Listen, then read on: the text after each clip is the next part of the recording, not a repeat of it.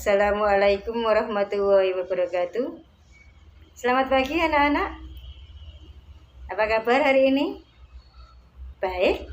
Ya, kita semuanya berharap tentunya semuanya berharap selalu dalam keadaan baik-baik saja. Apalagi di saat yang seperti ini, kita harus selalu menjaga kesehatan kita, selalu melakukan protokol kesehatan, mematuhi protokol kesehatan dengan tetap memakai masker, menjaga jarak, mencuci tangan, dan sebagainya. Nah, kalau hari ini saya tidak pakai masker, memang karena ini kalau saya pakai masker itu kan nanti mengganggu ya anak-anak ya. Jadi saya harus tidak pakai masker ya. Mohon maaf. Kemudian sebelum saya memberikan materi untuk hari ini, saya ingin memperkenalkan diri terlebih dahulu ya anak-anak ya. Nama saya Sri Sundari, biasa dipanggil sebagai Bu Sundari, mengajar bahasa Inggris. Kemudian kalau di kelas 7 ini nanti saya insya Allah mengajar di kelas 7E, F, dan G. Oke, untuk hari ini saya akan memberikan materi tentang cara belajar yang efektif. Ayo, coba kalian setiap hari belajar apa tidak? Nah, pasti ada yang tidak pernah belajar, ada yang selalu belajar, ada yang belajarnya itu sesekali saja dan sebagainya. Dan seseorang itu selalu memiliki cara tersendiri untuk belajar ya anak-anak ya.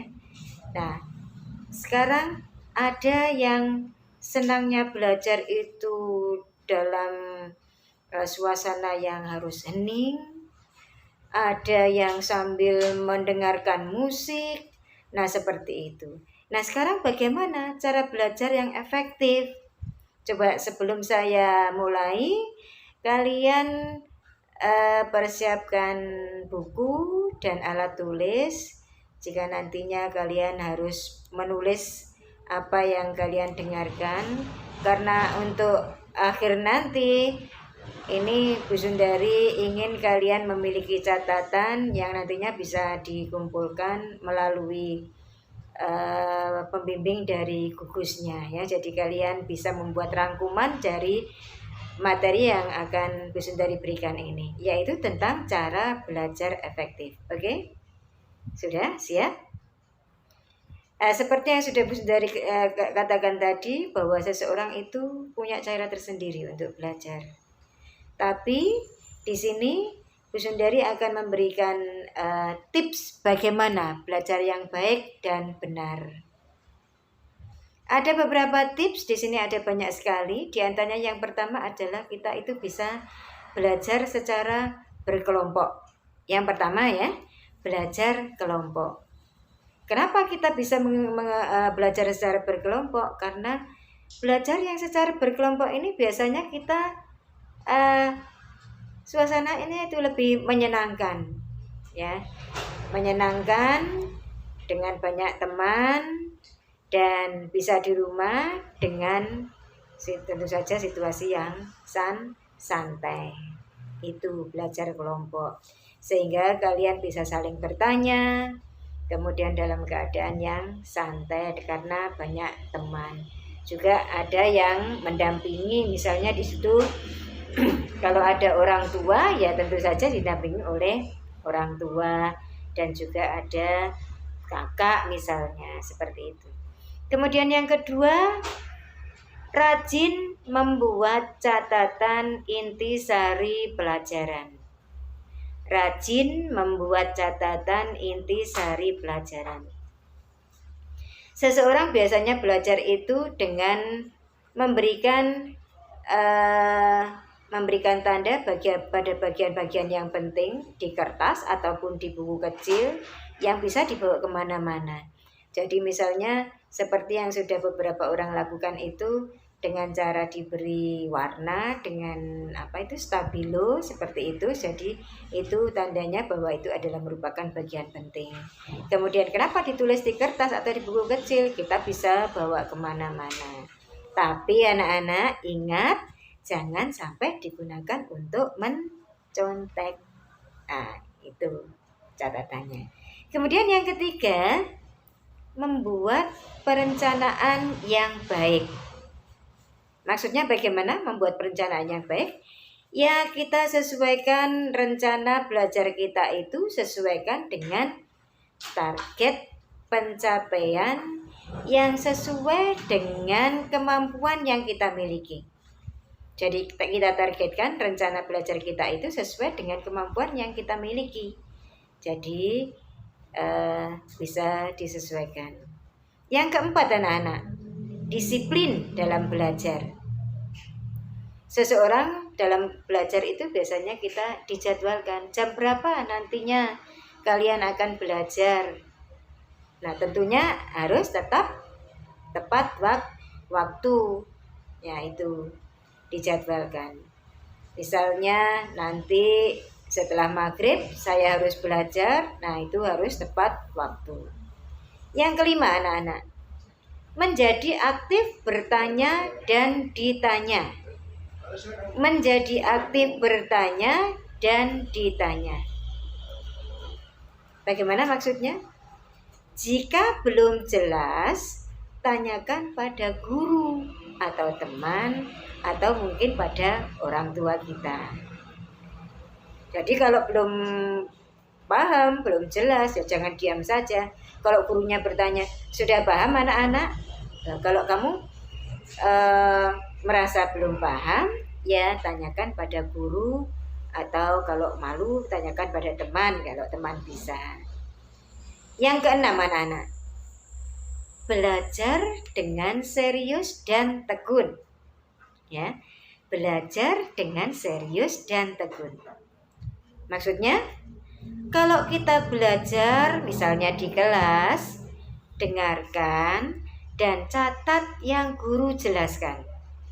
Jangan hanya diperhatikan saja, tapi kamu pelajaran dari guru masuk, tapi tidak ada yang tertinggal dalam ingatan kita. Jadi biar kita tetap ingat, harus dicatat. Ya. Yang ketujuh anak-anak, hindari belajar berlebihan. Biasanya kalian kalau tiap hari nggak pernah belajar, waktunya ulangan, waktunya ujian, kalian terus waduh SKS katanya namanya gitu. SKS itu apa? Sistem kebut semalam. Jadi belajarnya sampai larut malam, itu tidak boleh. Jadi harusnya kalian sedikit demi sedikit kalau sudah diberikan pembelajaran oleh bapak ataupun ibu guru, kalian ulang di rumah, dipelajari lagi, itu sehingga kita tidak harus belajar berlebihan pada saat ulangan ataupun ujian. Yang kedelapan anak-anak, jujur dalam mengerjakan ulangan dan ujian. Ayo, pasti ada yang suka nyontek. Nah, itu yang namanya yang tidak jujur. Makanya kalian harus jujur dalam mengerjakan ulangan dan ujian. Misalnya itu malah tertulis di soal ujian ataupun ulangan, kalian menulis kembali, diminta untuk menuliskan kembali, saya mengerjakan ujian dengan jujur. Kan seperti itu kan? Coba kalian ingat, kalau kalian ujian kan biasanya ada tulisan yang harus kalian tulis kembali seperti itu.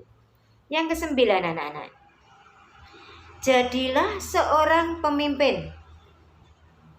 Latihlah rasa tanggung jawabmu. Ya, jadi kalian berusaha untuk menjadi seorang pemimpin. Melatih rasa tanggung jawab.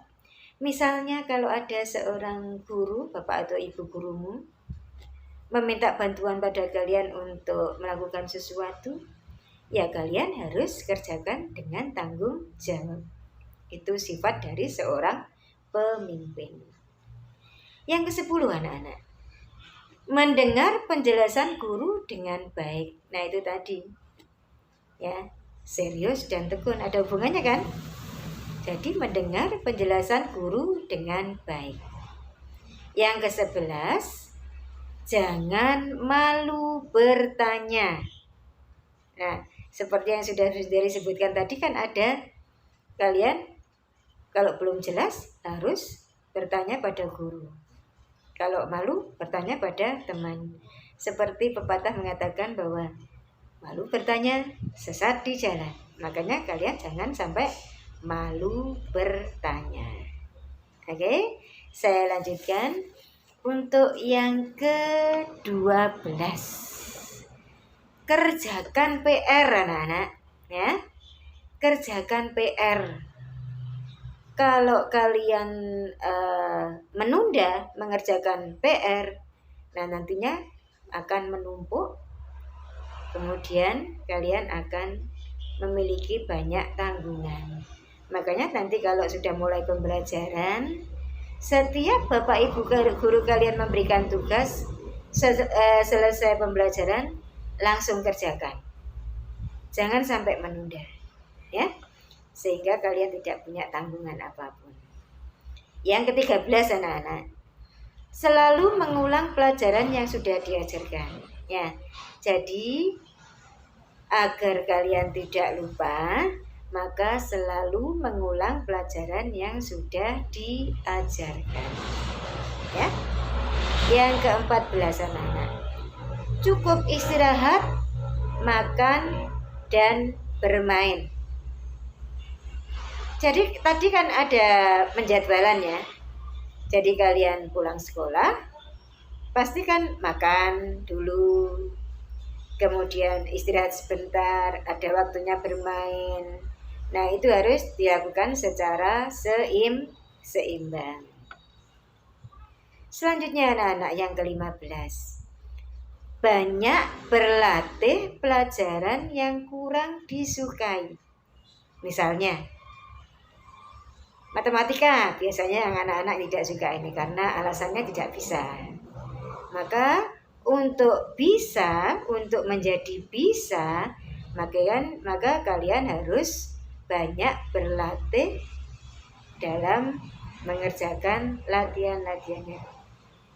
Demikian juga kalau misalnya kalian tidak bisa dalam bahasa Inggris ataupun mata pelajaran yang lain, kalian harus banyak berlatih. Yang ke-16 anak-anak, ikutlah kegiatan ekstra yang kamu senangi. Nah, untuk menyeimbangkan tadi, ya, untuk agar kalian itu ada keseimbangan, ikut kegiatan ekstra yang kamu senangi. Nanti ada saatnya dari kesiswaan akan memberikan apa saja ekstra yang bisa kalian ikuti di sekolah ini, ya, di SMP kita, SMP Negeri 2 Widang. Kalian bisa pilih yang mana yang kalian paling suka, ya. Yang ke-17 anak-anak, cari seorang pembimbing yang baik. Siapa pembimbing yang terbaik selain guru kalian?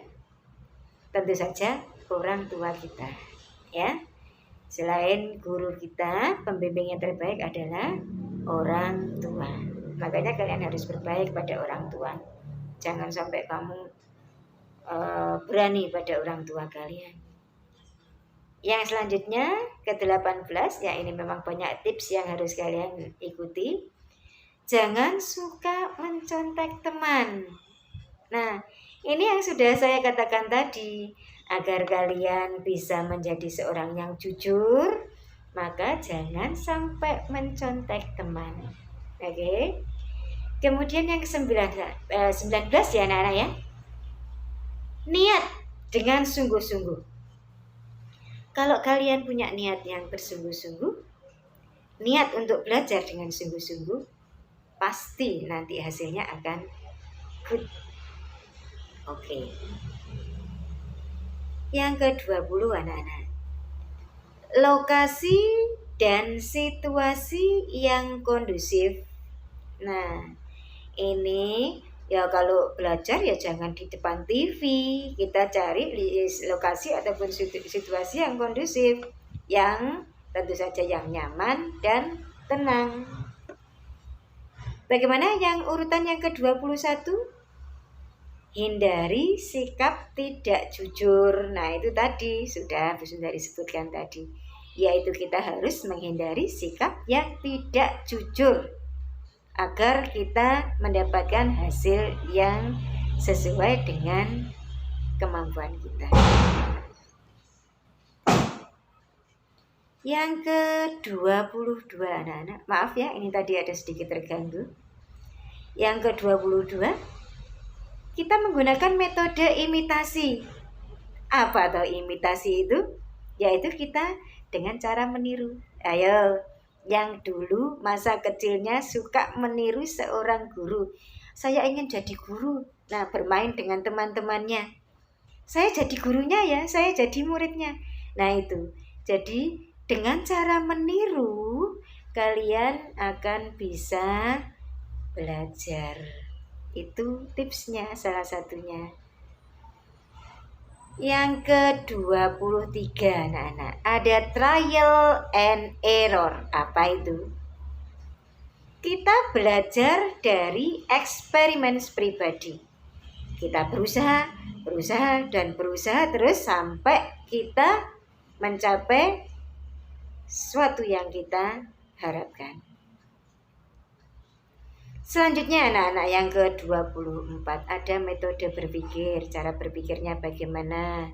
Yang selanjutnya yang ke-25 mulai dari yang kecil dulu. Nah, kalau kita belajar jangan kok terus kamu mulai dari yang susah-susah, yang sulit-sulit dulu, bukan. Tapi mulai dari hal yang kecil dulu, yang mudah-mudah dulu. Kita mulai dari yang mudah, kemudian bertambah yang agak sulit lagi, bertambah, akhirnya sampai yang paling sulit. Itu nanti kalian akan bisa. Yang ke-20 berapa anak? Ke-26 ya anak-anak ya. Sering praktis. Apa itu praktis anak-anak? Berlatih. Nah itu tadi. Hubungannya dengan apa tuh anak? Yang ada trial and error tadi. Sering berlatih, sering praktis. Jangan lupa yang ke-27 kita harus fokus. Jangan kok terus belajar itu tapi pikirannya kemana-mana. Ayo yang suka belajar dengan pikirannya yang tidak fokus, sering pikirannya kemana-mana, ayo itu hindari nak. Jadi kita kalau belajar harus fokus. Selanjutnya yang ke-28. Jangan lupa mohon bimbingan pada Yang Maha Kuasa. Berdoa dan berdoa terus-menerus. Jangan lupa. Yang paling utama selain yang harus kalian kerjakan yang lain-lain tadi, tips-tips yang lain itu tadi, kalau kalian tidak berdoa itu belum lengkap. Jadi harus berdoa pada Yang Maha Kuasa. Dan kita juga bisa menggunakan media-media yang lain atau sumber-sumber yang lain. Misalnya apa anak-anak? Tidak hanya dari buku pelajaran kalian saja, tapi juga dari sumber-sumber yang lain. Misalnya apa? Kita mengambil dari internet, dari majalah, dari koran, dari apapun pokoknya itu bisa digunakan untuk sumber belajar. Berapa anak-anak yang sudah kalian tulis tipsnya tadi? Ada berapa anak? 29 tips. Kalau dari 29 tips ini tadi kalian lakukan semua, bisa kalian lakukan semua, insya Allah kalian akan menjadi orang yang jempol. Orang yang didambakan oleh kedua orang tua. Tentu saja juga didambakan oleh Bapak Ibu guru kalian. Oke, itu yang bisa Bu Sundari sampaikan pada hari ini. Kurang lebihnya Bu Sundari mohon maaf. Dan jangan lupa kalian buat resume atau rangkuman dari yang sudah Bu Sundari sampaikan tadi, sehingga ada bahan untuk kalian untuk belajar, ya, biar kalian bisa menerapkan tips-tips yang sudah Bu Sundari sampaikan tadi. Demikian, jangan lupa selalu patuhi protokol kesehatan, jaga kesehatan, sehingga kita selalu dalam keadaan sehat. Demikian anak-anak. Assalamualaikum warahmatullahi wabarakatuh.